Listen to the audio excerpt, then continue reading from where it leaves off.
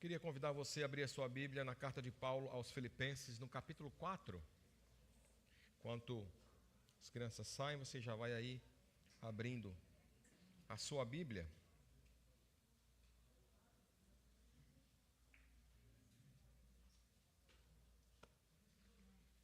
Vamos ler dois textos hoje. Filipenses capítulo 4, a partir do verso de número 4 até o verso de número 7. E vamos ler também Mateus capítulo 11, verso 28. Mateus 11, 28. Eu queria começar com Mateus capítulo 11, verso 28, um texto extremamente conhecido por nós.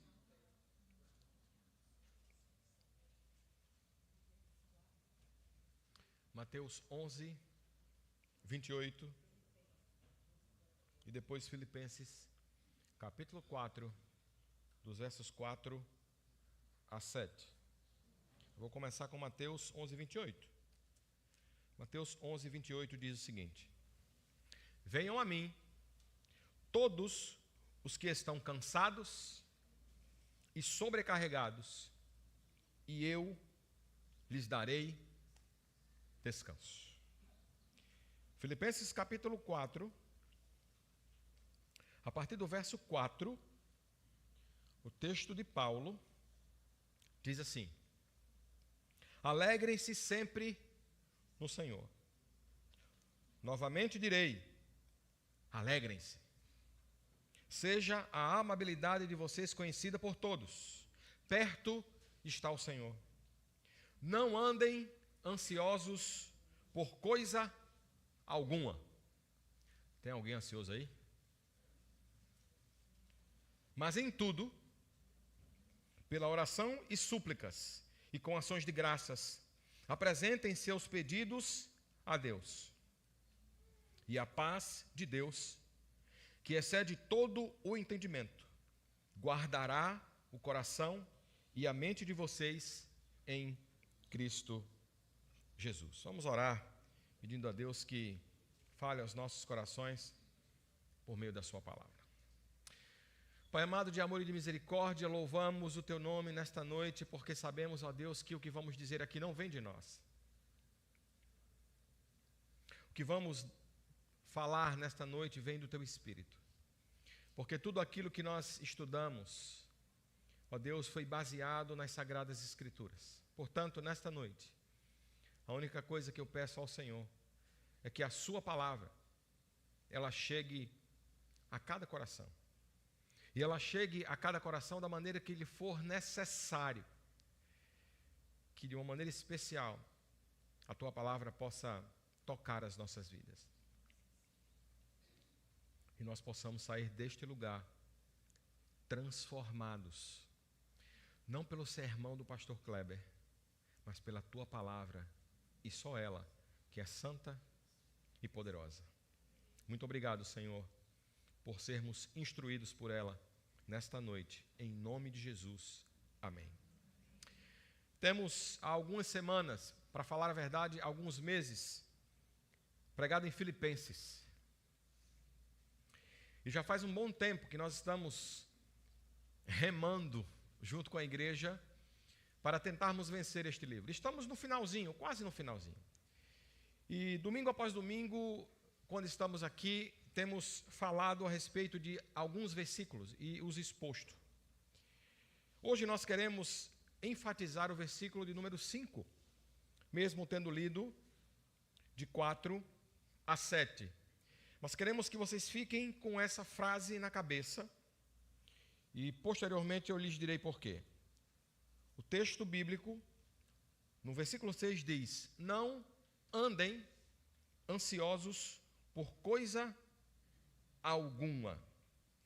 E no versículo 7, na parte C do versículo, o texto diz assim: Guardará o coração e a mente de vocês em Cristo Jesus. Do que Paulo está falando? Paulo está mostrando aos irmãos daquela igreja, a igreja filipense, que para se viver uma vida autêntica, e eu digo, uma vida cristã verdadeira, é preciso ter atitude. Para se viver uma vida cristã autêntica, existem alguns segredos. Para se ter uma vida cristã vitoriosa, é necessário 5 coisas. Dessas 5 coisas, que na verdade são atitudes, eu já falei sobre 4 delas. Se eu quero ter uma vida cristã vitoriosa, eu preciso permanecer firme no Senhor. Se eu quero ter uma vida cristã vitoriosa, eu preciso viver em harmonia, dentro e fora da igreja. Lembram de Paulo? Naquilo que depende de vós, tende paz com todos os homens. Então você não pode ser um irmão que faz confusão. Se eu quero ter uma vida cristã autêntica, eu preciso alegrar-me no Senhor. Ele diz, alegrem-se no Senhor, outra vez vos digo, alegrai-vos. Então nós precisamos entender que nós precisamos permanecer firmes, viver em harmonia, alegrar-se no Senhor e depois ele diz, seja amável. Todo crente precisa ser amável. Todo crente precisa ter uma característica chamada de amabilidade. São 4 atitudes que o crente precisa ter, que um servo de Deus precisa ter para possuir uma vida cristã verdadeira, uma vida cristã plena, uma vida cristã autêntica. Então, a partir do verso de número 5, Paulo vai fechar esse quinteto de atitudes. E a atitude que ele diz para nós tomarmos é: não andeis ansiosos por coisa alguma. A grande pergunta de $1 milhão que nós precisamos fazer é: o que Paulo quer dizer com isto? Será que nós podemos pegar o texto paulino e aplicar imediatamente ao século 21? Sim e não. Sim, quando nós damos ao texto as devidas proporções, respeitando o seu contexto, e não quando nós o avaliamos ou analisamos de maneira irresponsável. Mas, o que Paulo quer dizer? Eu sempre gosto de, quando vou falar alguma coisa, dizer primeiro o que aquilo não significa. Quando Paulo diz, não andeis ansiosos por coisa alguma, ele não estava se referindo ao ideal estoico, daquilo que os estoicos chamavam de apatia. Os estoicos diziam que diante de tribulações, situações difíceis, coisas complexas e complicadas, nós deveríamos ser apáticos.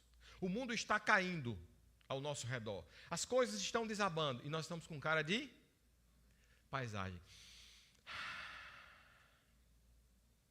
Então, os estoicos, eles ensinavam que nós não deveríamos ter nenhum tipo de reação emocional.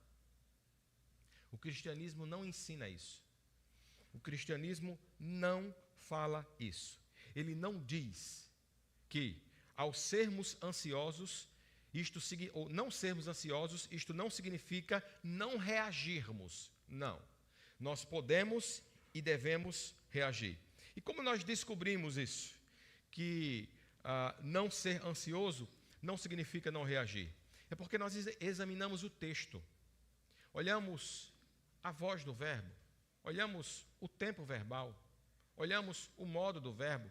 E quando nós verificamos o verbo andar, o texto, ou melhor, a palavra, o verbo grego que traduz andar ou não andar é meriminal, que significa exatamente o seguinte: não fique ansioso indevidamente. Você está no seu carro e você vai atravessar uma linha férrea e o seu carro morre em cima da linha férrea. E de repente você descobre, ou você começa a ouvir um som de um apito. Como você fica? Aí você toca no carro, o carro... Nhé, nhé, nhé, nhé. Você começa a ficar o quê? Desesperado, com medo, ansioso. Mas o que um estoico faria?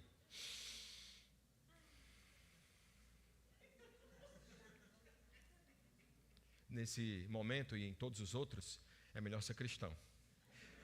E eu aconselho você a sair do carro, se ele não vai pegar, saia do carro. Meus amados irmãos, Paulo está nos ensinando que nós não devemos ficar ansiosos de maneira indevida. E existe uma maneira indevida de ficar ansioso, com certeza. E aí me permita fazer com que você olhe para o texto. Eu quero que você olhe comigo para o texto.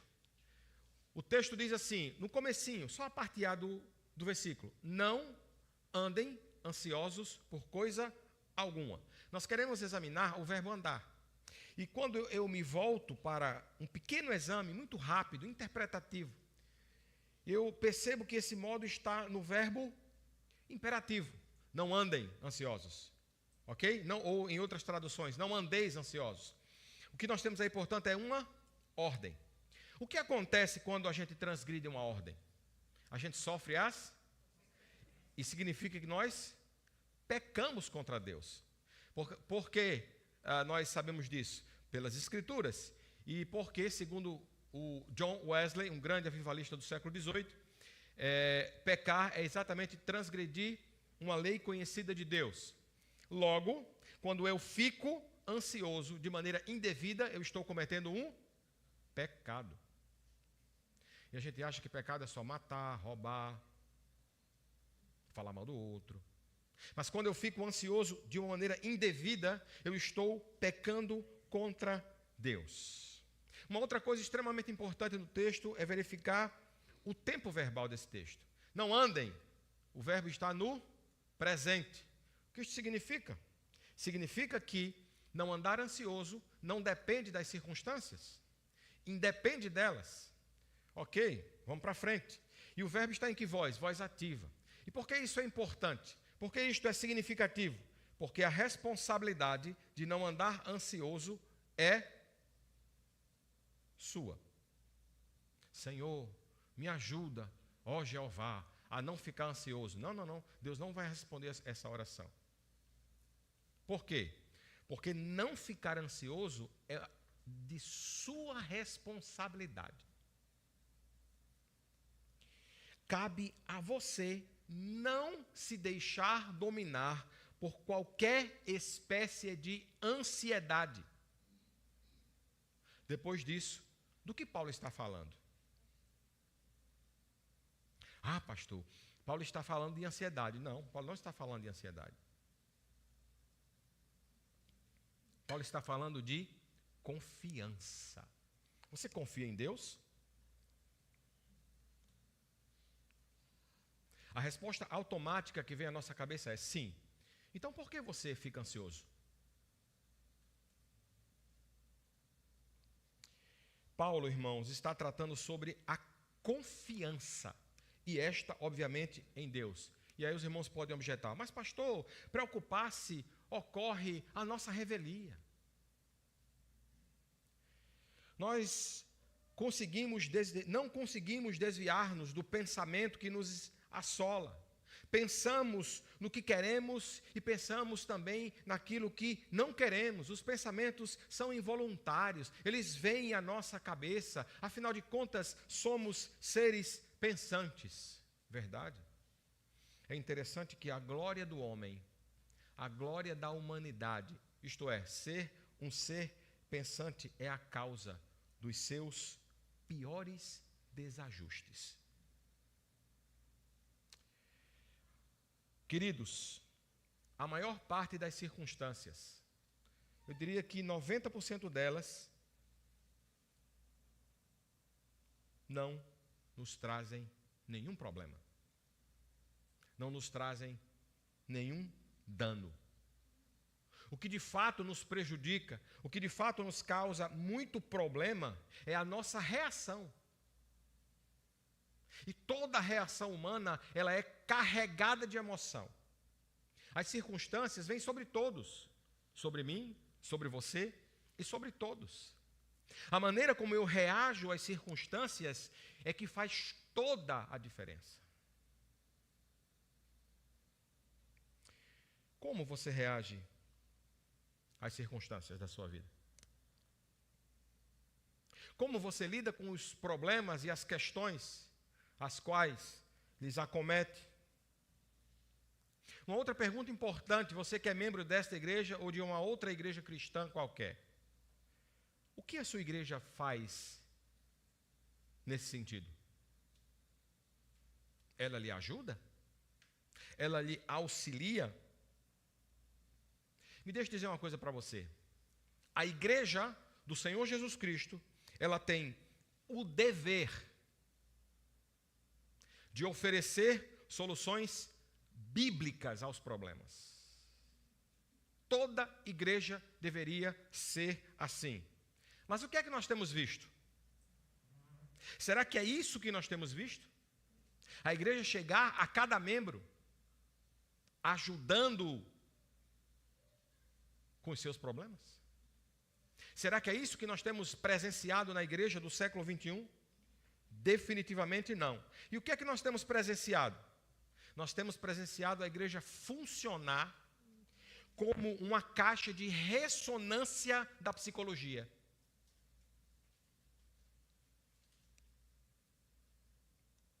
Até quando as igrejas cristãs, as igrejas do Senhor Jesus, enviarão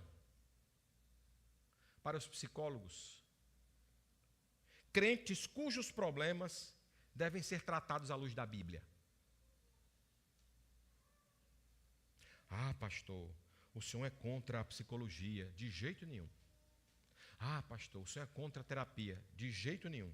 Eu não tenho nenhum problema com a psicologia e não tenho nenhum problema com a terapia. Aliás, somos chamados a reconhecer a verdade de Deus onde quer que ela se manifeste.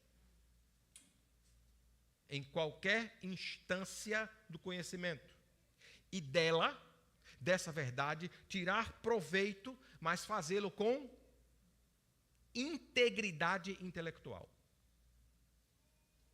Entretanto, dentro desse conjunto de verdades,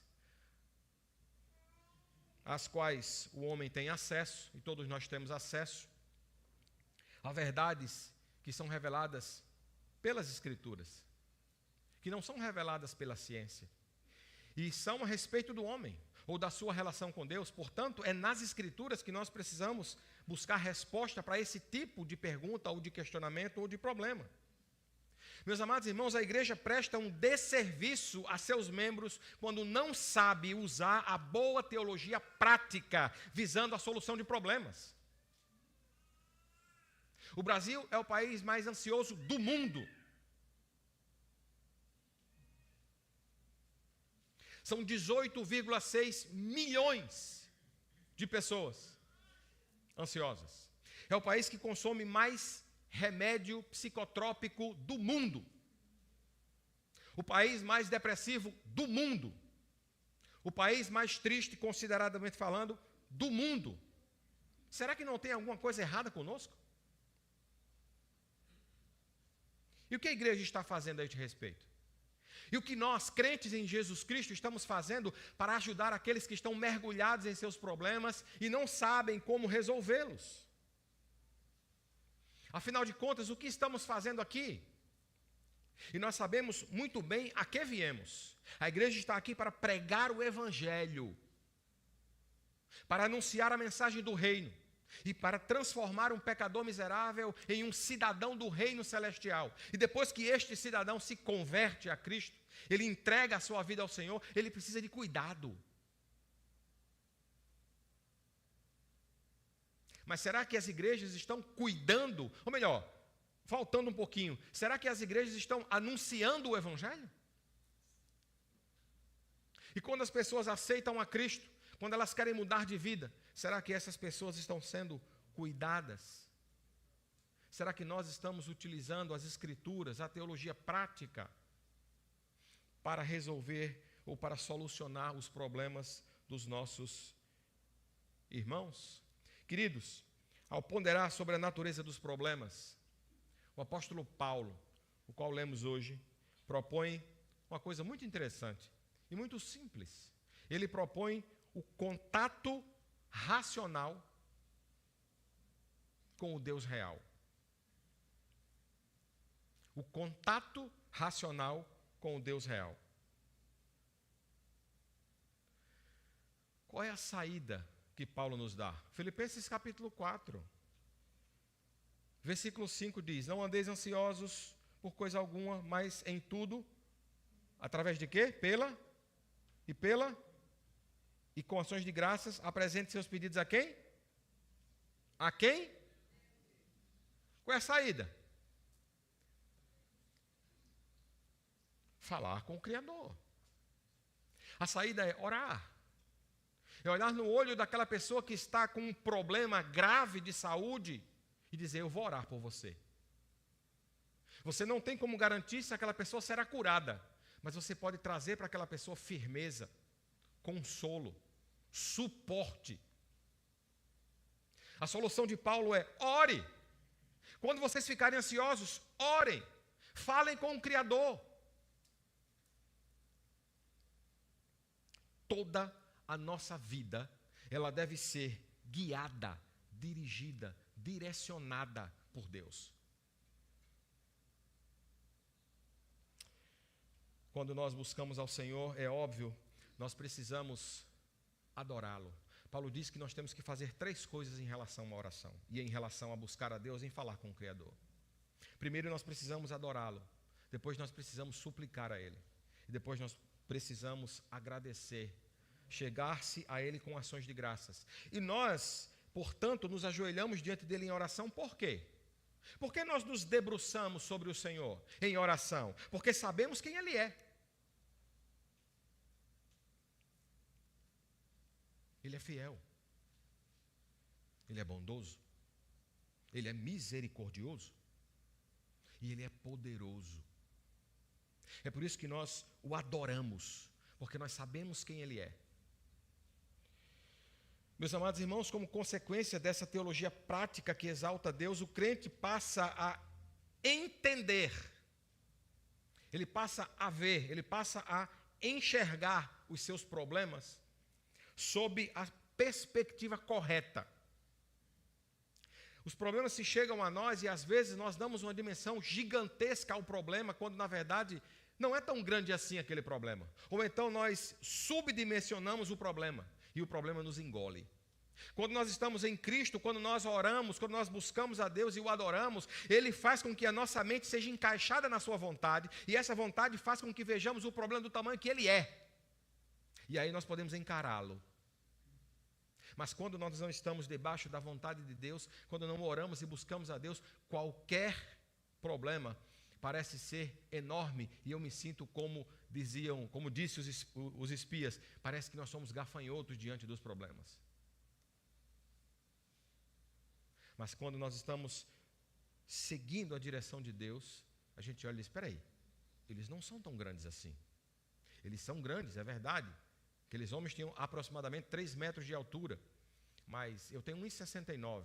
É óbvio que eu vou olhar para um homem com 3 metros de altura assim, mas eu não sou.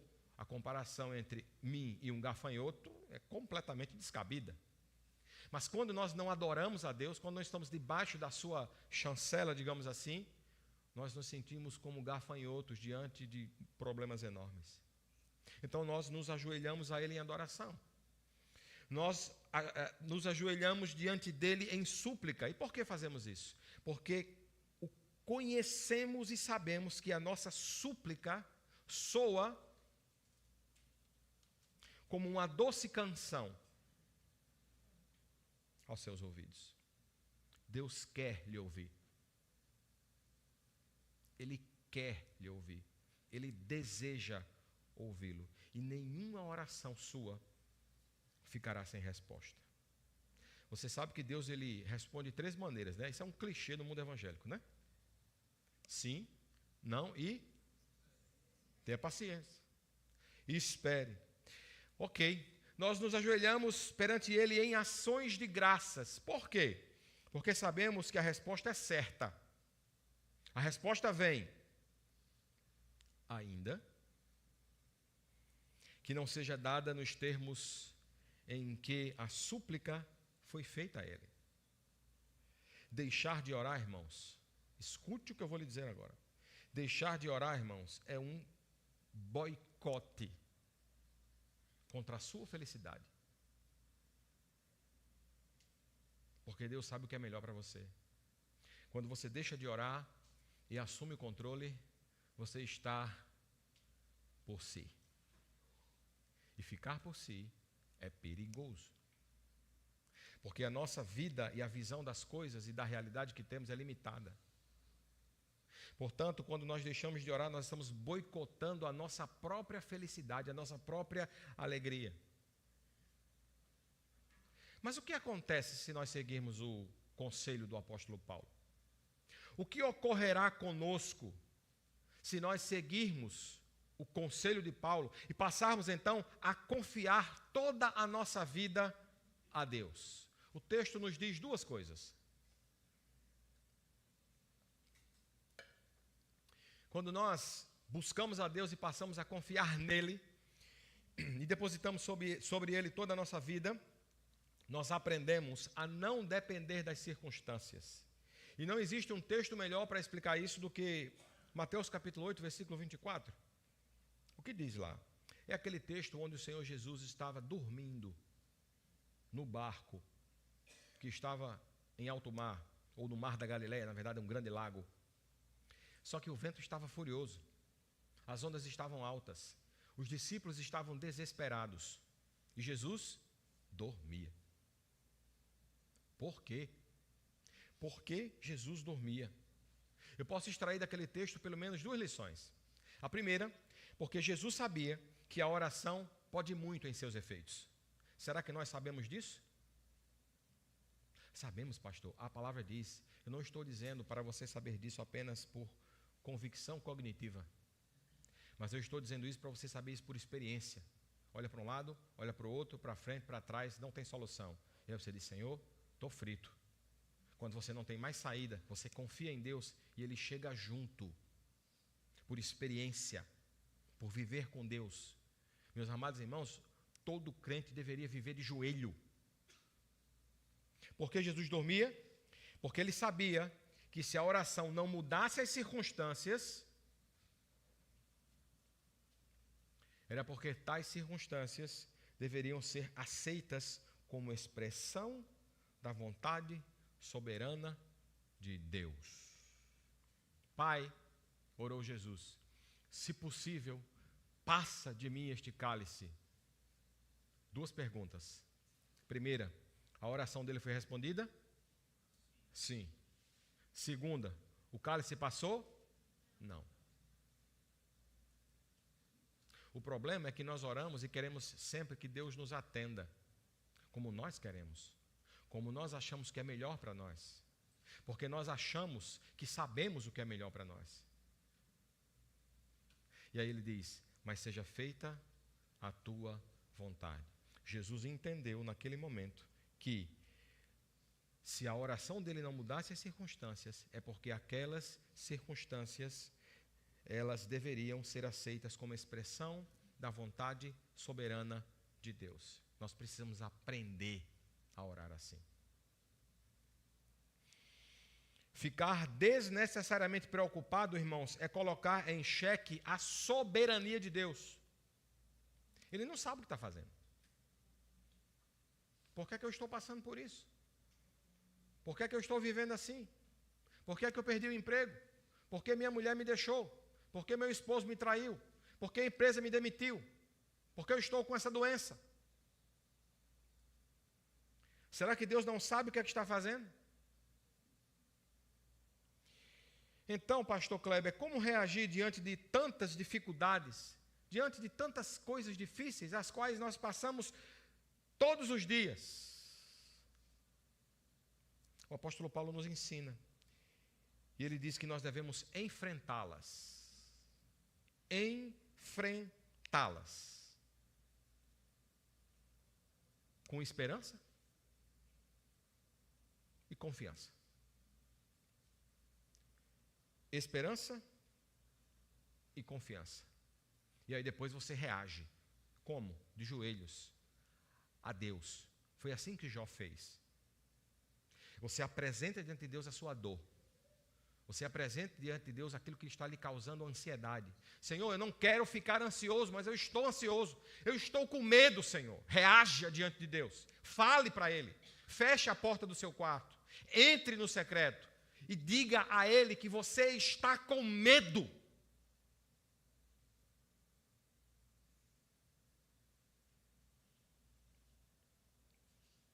Tem um outro texto muito especial, pelo menos para o nosso contexto, que é João capítulo 14, versículo 27, onde Jesus diz: a minha paz vos dou, e não a dou como o mundo a dá. Quase todo mundo conhece esse texto da Bíblia. E é muito interessante, irmãos, observar aquele texto, sabe por quê? Porque ali nós descobrimos que a paz, ela não é conquistada.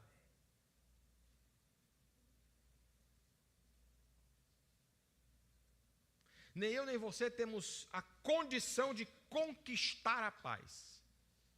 Pelo menos a que Cristo dá. A paz é um presente. A paz é uma dádiva. Agora, o mundo tenta conquistar a paz. E como é que o mundo faz isso? Como é que o mundo tenta tirar o nosso medo? Você está andando no carro e de repente vem um bandido e coloca uma arma na sua cabeça. E aí você fica tranquilo. Por quê? Tem seguro.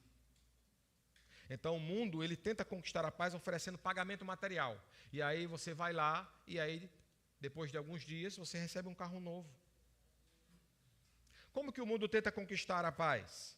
Promovendo atendimento de saúde. Eita, está passando mal, misericórdia, vai para os corredores do Valfredo Gurgel.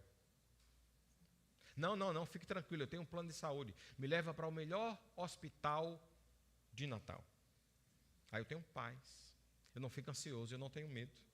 Ou então fornecendo equipamento de vigilância. Na minha casa tem cerca elétrica, na minha casa tem concertina, na minha casa tem câmera, na minha casa tem sensor de barreira e tem um pitbull.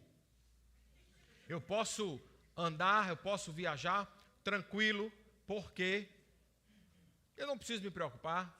Então eu tenho paz. Nós temos a tendência de querer conquistar a paz. E não existe nenhum problema em você colocar na sua casa uma cerca elétrica, uma concertina. Aliás, eu recomendo. Antes que o dono venha e leve aquela TV de 80 polegadas que você comprou em 48 vezes. O mundo quer nos dizer, irmãos, que ter paz é simplesmente ausência de conflitos. E a Bíblia não ensina isso.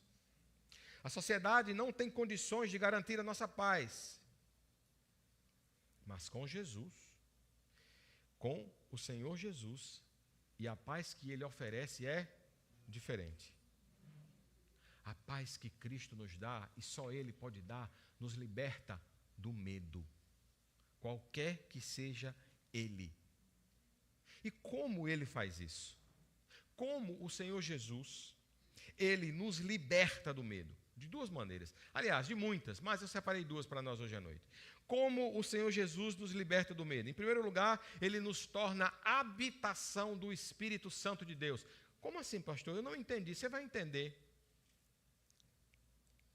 O Senhor Jesus, Ele sabia que ia passar um tempo limitado na terra. Ele sabia que seria morto. Ele sabia que ao terceiro dia ressuscitaria. E sabia que ia para o céu. E que ia deixar os seus discípulos sozinhos. Ele sabia que nós teríamos medo. O que é que ele faz então? Ele providencia um outro consolador, um outro parácleitos.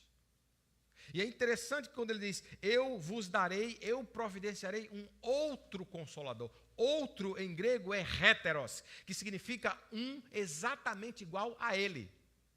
Com o mesmo poder, com a mesma divindade, que simplesmente é o Espírito Santo de Deus. O Senhor Jesus não nos deixou sem assistência. Coloque isso na sua cabeça. Você não é órfão, você não está sozinho. Todos os dias você é acompanhado pelo Espírito Santo de Deus. Ele remove o nosso medo. Como? Nos torna a habitação do Espírito Santo de Deus. O Espírito Santo de Deus mora em você, habita em você. Como ele faz isso, pastor? Como é que ele tira o meu medo? Simplesmente ele nos faz nascer de novo. Como nós falamos no retiro, uma busca enganosa. O que é que o Senhor Jesus, o Senhor nosso Deus, faz conosco? Ele faz com o homem um transplante cardíaco espiritual. Ele remove do nosso coração, ele remove o nosso coração de pedra. Um coração morto, como diz Ezequiel 36. E Ele coloca em nós um novo coração, um coração de carne, um coração vivo, um coração que se mexe, um coração que bate. Ele nos faz nascer de novo. Por meio da sua morte substitutiva, Ele nos reconcilia com o Pai. Nós não precisamos ter medo de falar com Deus, porque Ele conhece todas as nossas dores. Ao lado, à sua direita, está o Filho, o qual intercede por mim e por você ininterruptamente. E ainda roga ao Pai outro Consolador, para que este Consolador ensine você a fazer o pedido da maneira correta.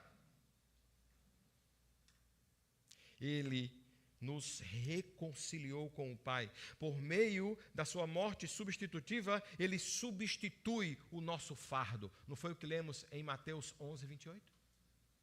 Troque o fardo comigo, filho. Está pesado, me dê que eu carrego o seu. Carregue o meu, que é meu fardo é suave e leve. Como Ele tira o medo?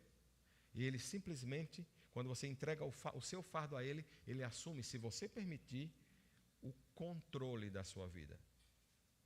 E quando o Senhor Jesus assume o controle da nossa vida, transformações profundas ocorrem. Transformações profundas acontecem. Primeiro, eu não preciso mais ter o controle o tempo todo. Você sabe por que muitas pessoas criam filhos e quando eles crescem elas enlouquecem?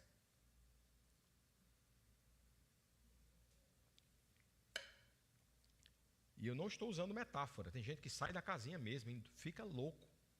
Pira o cabeção. Porque os filhos começam a tomar as próprias decisões. Porque os filhos não estão mais debaixo de suas asas. Porque os filhos escolhem o que eles querem escolher por si mesmos. E aí as pessoas perdem o controle. Mas quando o Senhor Jesus Cristo simplesmente morre em nosso lugar, além de substituir essa vida errada por uma vida correta, além de assumir o controle, o Senhor Jesus simplesmente nos deixa, aliás, nós deixamos de querer possuir tudo o que vemos, que é um problema da pós-modernidade. Tudo o que aparece a gente quer. Quando a gente entrega a nossa vida a Cristo, quando o Senhor Jesus nasce em nós, nós entendemos que nem tudo nós precisamos. Dr. Russell Philip Shedd, que já está com Cristo na eternidade, dizia assim, bem calmo, tranquilo. Ele dizia assim, eu gosto muito de ir para o shopping, para olhar todas aquelas vitrines e perceber que eu não preciso de nada daquilo.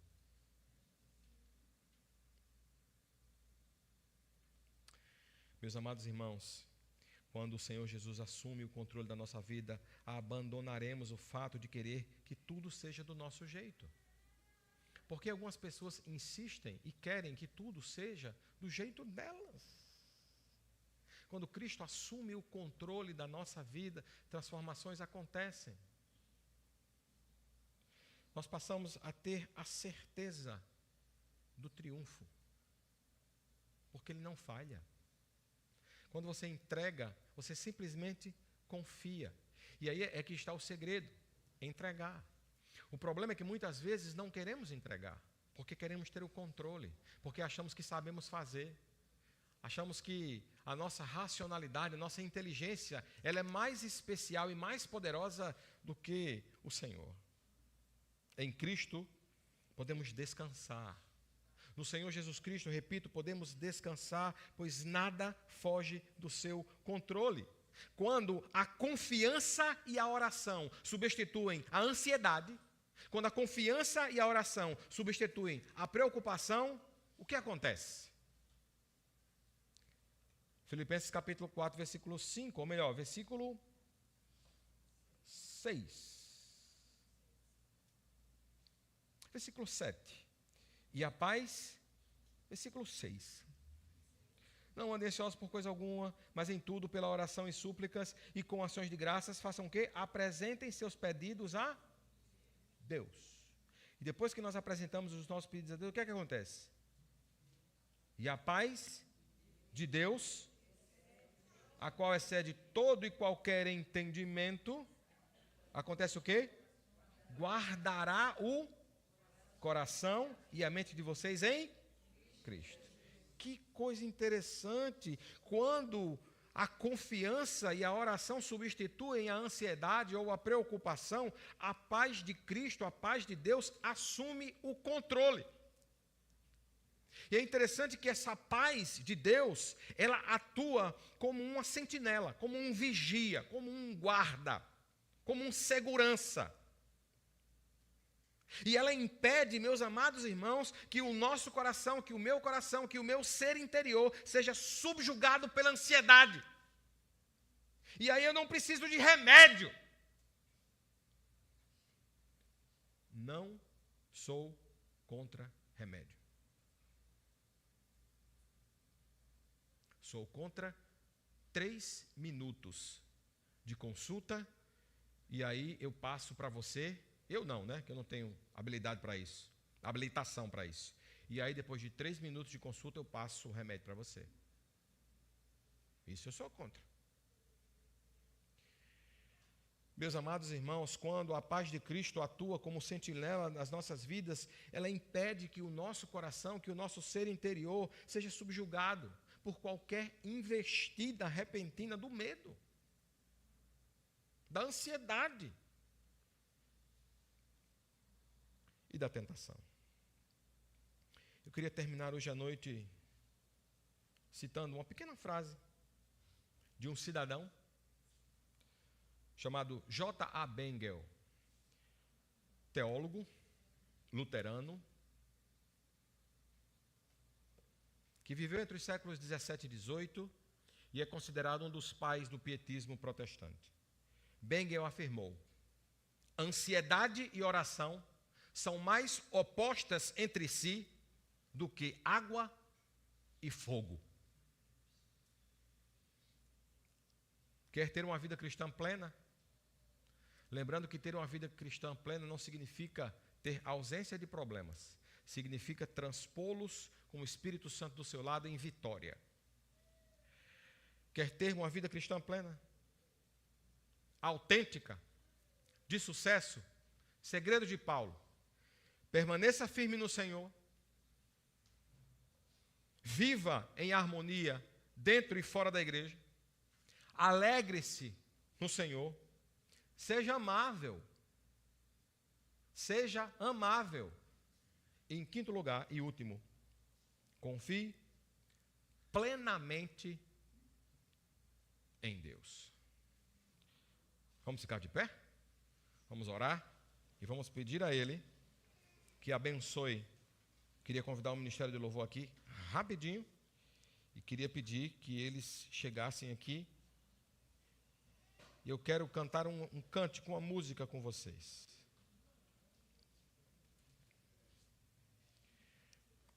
E eu queria que você, nesse instante, inclinasse a sua cabeça, fechasse os seus olhos.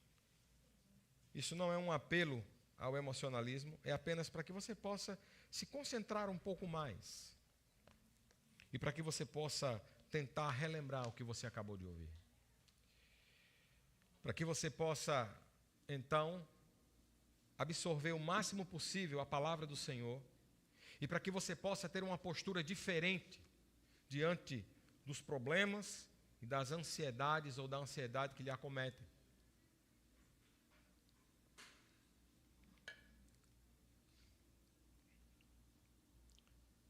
Você quer ter uma vida plena?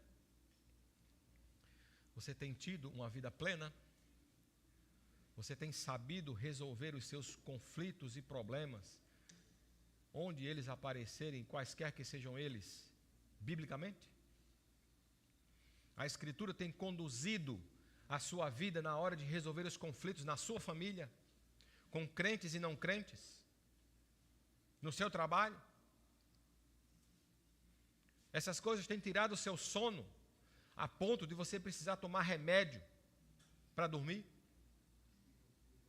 Meus irmãos, nós precisamos voltar a conhecer a palavra. Nós precisamos começar ou recomeçar a ler as Escrituras. Nós vamos cantar agora. E se você entendeu nessa noite que você precisa de uma oração, que você precisa confiar mais em Deus, como o apóstolo Paulo disse, se você ainda não teve o seu coração espiritualmente falando transplantado, se você ainda não nasceu de novo, eu queria convidar você a sair do seu lugar, a vir até aqui à frente e dizer: pastor, eu não tive o meu coração transplantado ainda. O Senhor não arrancou meu coração de pedra e colocou um coração de carne. Eu quero entregar a minha vida ao Senhor. Mas talvez você já tenha feito isso. E talvez você não tenha simplesmente vivido de maneira adequada. Simplesmente você não tem vivido com firmeza. Não tem sido uma pessoa amável. Não tem sido uma pessoa alegre. Porque você está mergulhado nos seus próprios problemas, nos seus próprios conflitos, na sua própria dor, na sua própria insatisfação. Porque você não aguenta mais de correr atrás do vento. Se você está se sentindo assim, eu queria orar por você. Enquanto nós estivermos cantando, você pode, se você quiser, se você entendeu que essa palavra foi para você, você pode sair do seu lugar, você pode vir até aqui à frente, nós vamos orar com você. Amém?